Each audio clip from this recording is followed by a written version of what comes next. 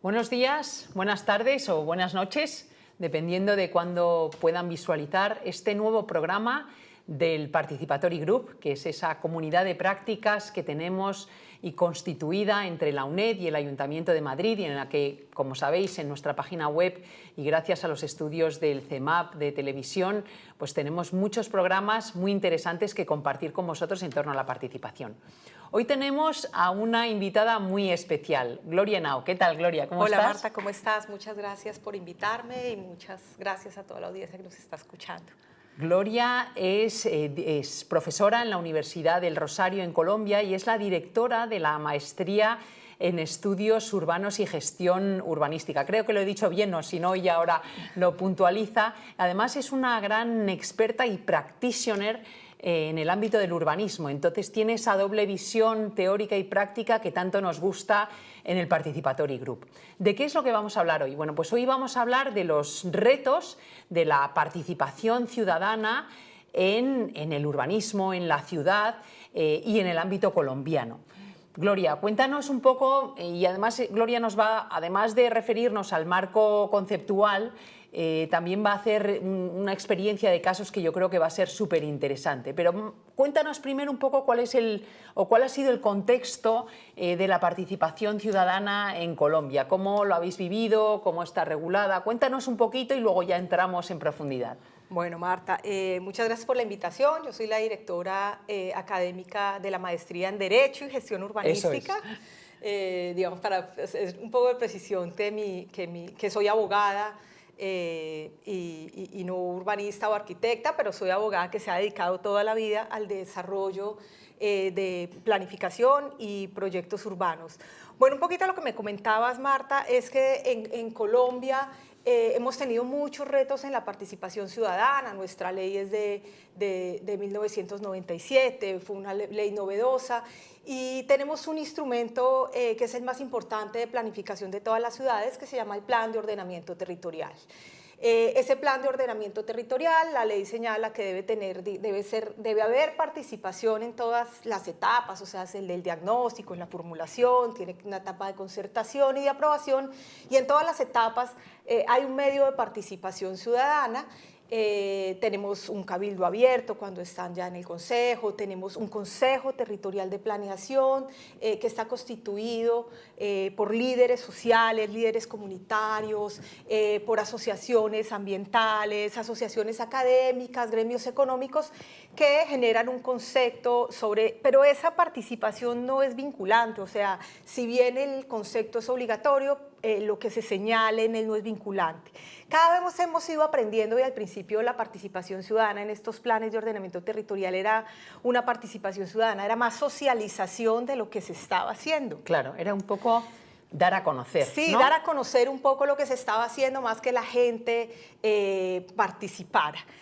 Ha ido cambiando nuestra participación también porque las altas cortes en el país han empezado a señalar la importancia de la participación ciudadana y han hecho un concepto muy especial que es la participación incidente. Es bueno. cómo la participación ciudadana debe incidir en las decisiones de planificación de las ciudades. Pero para ello hay muchos retos y el primer reto es la capacitación, o sea, que la gente esté capacitada para poder participar, que sepa cómo se participa y que tenga alguna idea de lo que es un plan de ordenamiento territorial y de pronto diferenciarlo de lo que es un plan de desarrollo, lo que es un presupuesto o lo que son programas anuales de mantenimiento, porque la participación... los planes de ordenamiento territorial son la carta de navegación de la planificación de las ciudades y la gente cuando participa muchas veces habla, es que mi calle está dañada, es que no está llegando el acueducto, que son temas que no se manejan dentro de un plan de ordenamiento territorial, que es un instrumento mucho más general y que planifica. Ese es, digamos, como el primer reto de esa planificación. Y hay un segundo reto y es que la gente piense realmente en el interés general, en el bien de la comunidad, en que un plan de ordenamiento es para mejorar la calidad de vida de la gente, para cumplir los objetivos del desarrollo sostenible y no es para su beneficio propio, para su propiedad, para valorizar su propiedad. Entonces yo quiero que le den la mejor norma para que el predio tenga muchísimo más valor en el mercado, sino que realmente es una participación para lograr un fin general que es mejorar la calidad de vida y tener un desarrollo urbano sostenible. Esos son como los dos retos principales en la participación ciudadana en toda la planificación, y no solamente en los planes, sino en la ejecución de los planes. Entonces, en la ejecución de los planes, ya hablaremos más adelante, pues hay otros retos, pero en general en los planes de ordenamiento esos son los retos más importantes que hemos tenido en la planificación. Tienes toda la razón, Gloria, y yo creo que en la experiencia y entrevistas que hemos ido teniendo, también tuvimos una con Juan Felipe Pinilla, un compañero colombiano, y creo que es la clave, ¿no? Es la clave, y en España ha pasado lo mismo, ¿no? Es decir, que se ha entendido la participación como, en muchas ocasiones, también porque no estaba bien regulada, como el proceso de alegaciones de llamas a la puerta, ¿qué hay de lo mío? Y eso no es participación, eso es pura alegación o reivindicación que luego se podrá judicializar o no. Y me parece interesantísimo, y eso tendremos que darle otra vuelta y estudiarlo más en profundidad, cómo ya la Corte ha hablado de participación incidente, ¿no? Ese es un concepto, por ejemplo, que en España no existe y que me parece clave, ¿no? Es decir, es que tiene que ser una participación que incida o que aplique, y saber bien cuál es el nivel de incidencia o no. Entonces, cuéntanos un poco, justo, es decir, cómo se canaliza y a través de qué tipo de planes, o con algún ejemplo que yo creo que nos traías, que nos ibas a contar, que realmente haya existido o no, porque también estos programas no es solo para contar lo bonito, sino también para ver los pros, los contras y los desafíos de estos modelos de participación, ¿no? Cuéntanos un poquito. Bueno, como estos planes de ordenamiento territorial son tan generales, pues y además son unos instrumentos que son muy técnicos, si bien existe mucha participación ciudadana ambiental en el tema de clasificación, de los usos de suelo especialmente, que es lo que más toca a la gente, en la ejecución ya vemos la participación que más incide. Y hay un plan en Colombia que se llama el Plan Parcial, que es para ejecutar o para planificar y ejecutar zonas de expansión urbana o grandes zonas sin urbanizar en la ciudad, pero hay unos que tienen más retos, que son los planes parciales para renovar la ciudad, para trabajar sobre lo que está ocupado y construido, donde ya hay gente, y ahí existe un reto mayor, y es la decisión de renovar, que es una decisión que va más allá del interés particular, que el interés general, y que las ciudades lo necesitan porque necesitan redensificarse, necesitan actualizarse, y la resistencia de la gente a que existan cambios, de los residentes, de los arrendatarios, de las personas que están morando en ese territorio, la resistencia a que haya un cambio o el miedo a que exista la gentrificación. Y ese miedo nos lleva a que tengamos que poner en una balanza ese interés general y esos intereses de los particulares. Esos retos se ven mucho en renovación urbana, lo que hace que sea tan lentos estos procesos y tan demorados, pero que hay maneras de hacer partícipe a la gente en estos proyectos, o que si efectivamente se tienen que ir por algo, digamos, por algo del plan, pues que se vayan no aburridos, o sea, que no sientan que les atropellaron sus derechos. Y para eso, digamos, sí se han generado algunas normas en la planificación. Por ejemplo, Medellín siempre ha tenido procesos de protección a los moradores en estos procesos de renovación urbana. Bogotá recientemente, en su plan de ordenamiento del 2021, hizo un decreto donde reglamentó cómo debe ser esa protección a los moradores, reglamentación que sirve tanto para el promotor, que sabe a qué se va a enfrentar y que dice, hombre, lo puedo hacer siempre y cuando cumpla esto, y para las personas que también ven que de pronto van a salir, pero no sienten atropellados sus derechos, o que pueden hacer parte del proyecto de renovación y quedarse en el sitio. Este especialmente pues es para los propietarios. Vamos a ver que mantener a los arrendatarios es un poco más difícil, pero pues porque tienen un valor, porque tienen otras normas y porque hay un propietario por medio, pero por lo menos se está protegiendo esos derechos de los propietarios, y no sienten que los están atropellando con los procesos de renovación y los están sacando. Creo que esto ayuda mucho a la confianza de hartas partes y a que el Estado después pueda actuar en la ejecución de los planes de una manera más legítima. Exactamente, la verdad es que me parece interesantísimo, primero, cómo has dado en el punto en el que la participación en la ciudad es fundamental, sobre todo en renovación. De hecho, yo creo que tenemos algunos casos, nosotros hemos estado trabajando con algunos municipios intentando hacer participación en proyectos de extensión ex novo. Entonces, claro, ahí resulta mucho más difícil porque no sabes quién va a habitar. Entonces, ¿quién haces que participe o que no participe, ¿no? Entonces, yo creo que ahí es clave esa y debe ser es muy distinta cómo planteas una participación de algo que está por hacer, que es mucho más fácil, porque es, venga, vamos todos a soñar, a hacer esos procesos con post-it más maravillosos y el llegar a acuerdos o consensos puede ser más fácil que en algo que ya está completamente integrado, asimilado y en el que la presión económica además es mucho mayor, ¿no?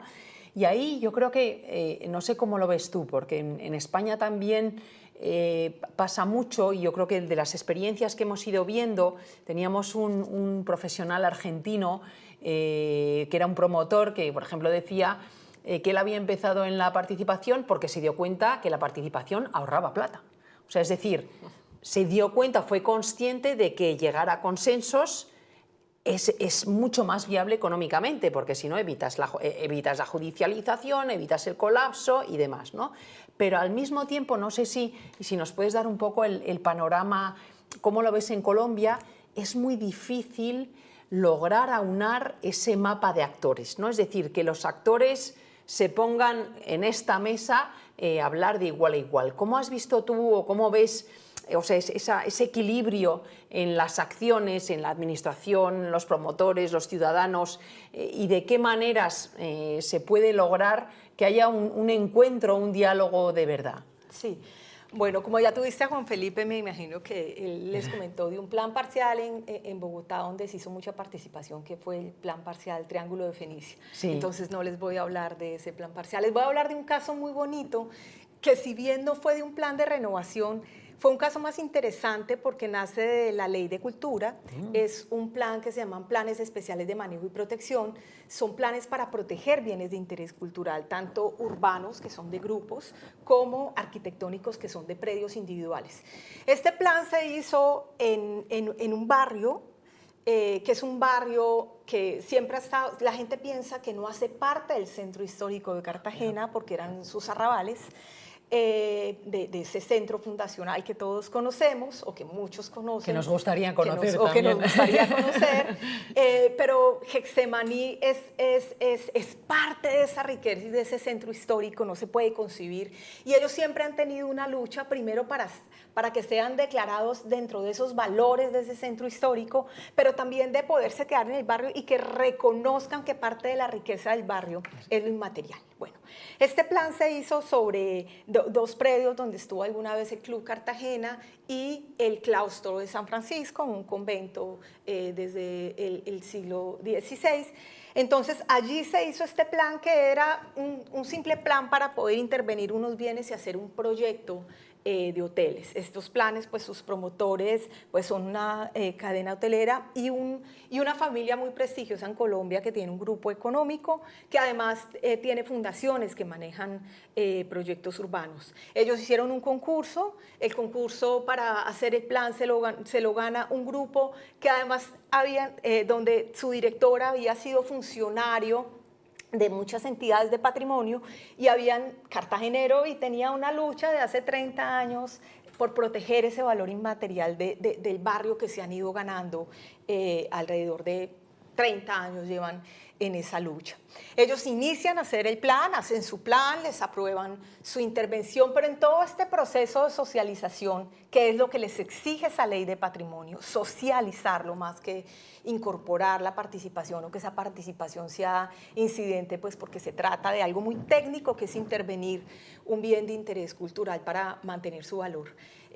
Pero ellos se inician este proceso y empiezan a hacer ese proceso de socialización con la gente, y empiezan a hacer un proceso de participación ciudadana, a escucharles toda su problemática en esa integración social y económica que han tenido, y en ese proceso de gentrificación que los ha llevado, ese turismo que ha tenido el centro histórico de Cartagena desde que fue declarado Patrimonio de la Humanidad en 1984.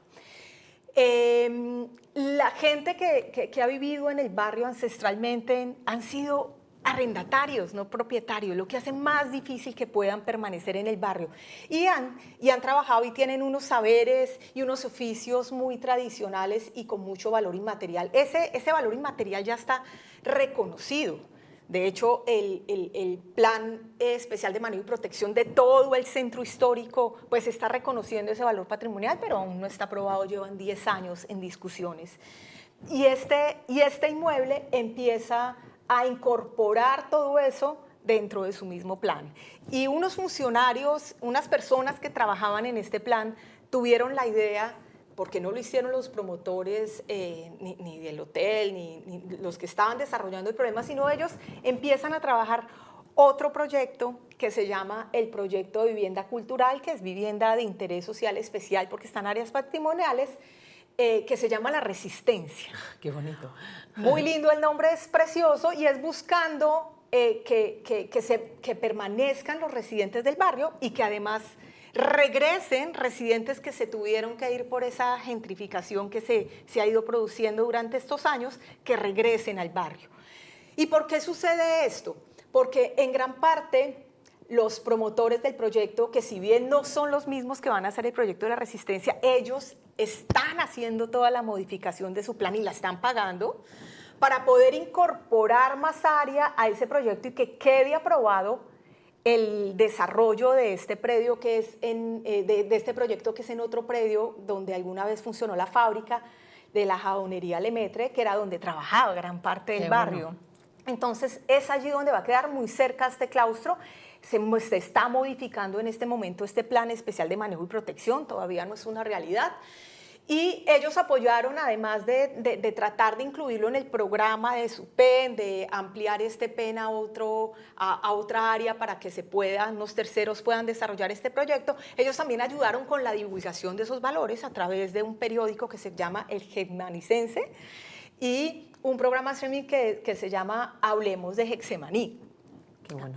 Entonces, todo esto para divulgar esos valores inmateriales que es mantener la gente del barrio, sí, porque se dieron cuenta que ese valor es el que hace atractivo ese barrio y por lo tanto va a ayudar a su proyecto. O sea, es un punto de encuentro entre la gente que quiere quedarse a vivir allí y alguien que quiere es un proyecto económico que funcione y se dan cuenta que pueden coincidir en eso, a pesar de que son tan diferentes, que pueden coincidir en eso y pueden trabajar en conjunto para poderlo lograr. No sé cómo les vaya en el proyecto, pero es un proyecto muy, muy interesante. La verdad es que, bueno, yo creo que en noviembre Gloria va a volver a venir a España, así que grabaremos otro programa, vamos a hacer una serie para que nos vaya contando poco a poco cómo va avanzando, porque me parece apasionante, ¿no? Sobre todo el cómo lograr ese lugar de encuentro y cómo también el promotor es consciente del valor, es un valor inmaterial, pero que en el fondo se traduce en un valor económico, que el barrio no sea un barrio carcasa, podríamos decir, todo pintadito, maravilloso, pero sin habitantes, ¿no? Entonces me parece un ejemplo el que has traído maravilloso, ¿no? de precisamente lo que buscamos, o sea, lo que en el Participatory Group también se busca con la participación, es decir, no es participar por participar y cumplir, sino por generar valor, por generar valor económico para el que tiene que hacerlo y valor social como el que estás haciendo, ¿no? O sea que muchísimas gracias. Y ya yo creo que para terminar, ¿qué enseñanzas, nos lo has adelantado un poquito, pero a nivel global o cómo querrías terminar de enseñanzas positivas y negativas un poco de todos estos procesos y retos a futuro pues, que hay en Colombia sobre la participación? Bueno, la primera enseñanza es que con diferentes objetivos y tal vez muy claros por ambas partes, que se deben tener objetivos claros, generales, de ambas partes se pueden sentar a mirar a ver si en algún momento puede haber una convergencia entre ambos, que yo creo que siempre la hay y que tiene solución. Lo segundo es lastimosamente, pero porque soy abogada, es que no siempre estos procesos uno lleva los abogados que muchas veces son los que generan que haya esa distancia entre esas partes que se están sentando. Es importante que estén escuchando, pero ojalá no teniendo una participación activa desde el momento para siempre decirle vámonos a demandas, porque cuando todo termina en los tribunales, pues pierden todos. Exacto. Casi que lo único que gana es el abogado. El abogado siempre gana. No digo los casos, pero siempre está ganando en esos procesos. Entonces, tal vez sentarnos sin tener esa predisposición que tenemos pensando que el otro me quiere hacer daño o que el otro no me va a dejar hacer el proyecto. Tratar de sentarnos, mirar en qué nos podemos ayudar, qué puede converger para mejorar los dos proyectos, siempre habrá un punto en común, y sacarlo adelante. Y la gente también debe entender un poco, sobre todo en los proyectos de renovación, de que en algún momento también va a haber algo de gentrificación. Absolutamente. Es completamente natural, pues porque esto también tiene viabilidad financiera, sobre todo cuando hablamos de esos grandes proyectos de renovación. Y pues, por ejemplo, un arrendatario no puede pretender que se va a quedar pagando el mismo arrendamiento que ha pagado hasta el momento, porque si la zona se renueva, tiene un montón de cargas, pues obviamente el valor va a ser mayor. Pero sí hay que pensar por lo menos en cómo se quedan esos propietarios que pueden seguir viviendo ahí y ellos pues harán sus acuerdos con los arrendatarios, o cómo se van sin sentirse atropellados, no sálganse ya, sino cómo hacemos para que sientan que sus derechos no han sido vulnerados, que los propietarios pueden hacer parte de los proyectos, que la renovación urbana no solamente le sirve a los promotores o qué lindo quedó la ciudad, sino que nos sirva a todo, porque la renovación urbana también es para que la gente viva, no se hace para hacer un Disney World. En el caso de Hexemaní es diferente porque ahí hay valores patrimoniales importantes y ahí sí hay un valor patrimonial de los residentes, o sea, de los habitantes que habían ahí, que es su valor inmaterial. ¿Cómo convertir ese valor inmaterial? ¿Cómo convertir un valor material, incorporarle ese valor inmaterial y ese inmaterial darle valor a lo material? Es muy interesante en ese proceso de Hexemaní, en el que yo no participo directamente, sino conozco a la gente que ha trabajado en el proyecto, y siempre me pareció muy interesante porque también he hablado con líderes del barrio que me han contado un poco cómo se está haciendo. Ojalá se logre hacer, porque es hacer vivienda vivienda para la misma gente dentro de un proyecto, que creo que fue también un poco lo que se hizo en el Triángulo de Fenicia, y el lograr que se quede la gente en el mismo lugar y hacer proyectos de vivienda en sitio, y que además pueda financieramente cerrarse con los demás proyectos, es muy interesante y en lo que debemos trabajar mucho. Pero ya te digo, cuando se meten los abogados, cuando se meten los ediles, cuando se meten, o sea, siempre es como con los guantes puestos, y para esto hay que quitarse los guantes y poder trabajar juntos. Exactamente. Pues bueno, sabéis que muchísimas gracias, Gloria, porque yo creo que nos has sintetizado y has puesto un ejemplo precioso de cómo lograr participación en el ámbito urbano, cómo no demonizar la gentrificación, sino que es un punto más a tener en cuenta y valorarlo económica, ambiental y socialmente. Es decir, hay que tener una visión integral sobre los proyectos urbanos en los que la participación es básica. Participación entendida, yo creo que, como tú has dicho, ¿no?, que me parece un concepto a investigar y darle vuelta, como participación incidente, y medir los equilibrios de la incidencia que puede dar cada uno. Así que la verdad es que ha sido un gusto, un placer. Quedas emplazada, ya lo sabes, en el mes de noviembre vamos a volver a grabar otra sesión sobre participación, sobre proyectos de renovación o de extensión y su realidad vivida en Colombia, de la que tanto tenemos que aprender. Pues muchísimas gracias, Gloria, y hasta la próxima. Bueno, muchas gracias, Marta, por la invitación, y muchas gracias a ustedes por estarnos escuchando y viendo en este momento. Gracias. Gracias.